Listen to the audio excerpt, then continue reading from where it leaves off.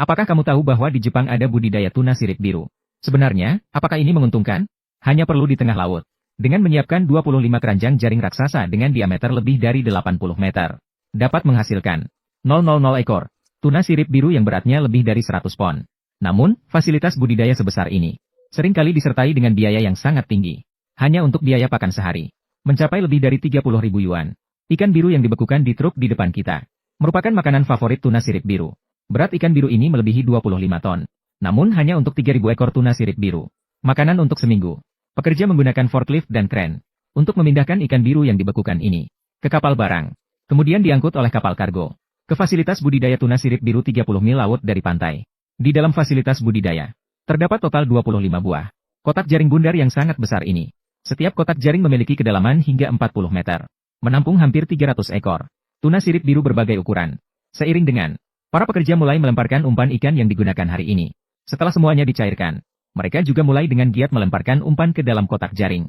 Para pekerja biasanya juga akan menangkap beberapa saat memberi makan tuna dewasa dengan berat lebih dari 80 kg. Kemudian dijual di pasar. Meskipun harga setiap tuna melebihi 100.000 RMB, masih banyak orang berdesakan untuk membeli. Bahkan ada tuna berkualitas tinggi yang bisa dilelang dengan harga ratusan ribu RMB.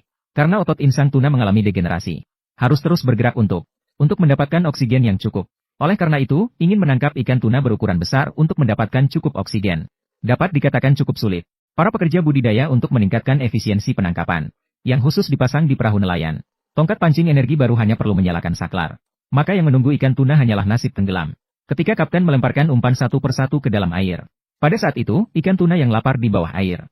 Mereka mulai gelisah. Mereka berebutan untuk memakan umpan. Dalam waktu beberapa menit, ikan pelagis berat ratusan pon kemudian mereka rampok habis. Merasa bahwa saatnya hampir tiba. Kapten akan memilih ikan pelagis yang berukuran besar. Di kapal ikan, dipasang khusus satu. Kemudian dilemparkan ke air bersama dengan umpan lainnya. Pada saat ini, asalkan ada ikan tuna yang menggigit umpan, kapten akan tiba-tiba menarik tali pancing untuk menusuk ikan. Namun karena kecepatan berenang ikan tuna yang terlalu cepat, jika tidak dapat mengendalikan, kemungkinan besar akan meleset.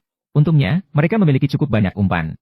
Segera setelah itu, pekerja kemudian mengambil seekor ikan biru dan menggantungkannya di kail, kait dan tali yang mereka gunakan.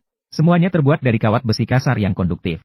Meskipun tidak sekuat baja berulir dan penahan kapal induk, namun asalkan arus listrik cukup besar, bahkan kepala naga berbobot ribuan pon. Luo Fei juga harus mengakui di sini dengan patuh.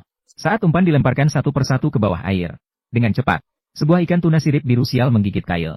Kapten merasakan tarikan dan segera menarik pancing untuk menangkap ikan. Melihat ikan tuna di mulutnya, dia juga tanpa ragu menekan tombol saklar listrik di tangannya. Bersamaan dengan arus listrik yang besar, dari tongkat pancing ke bawah air, tuna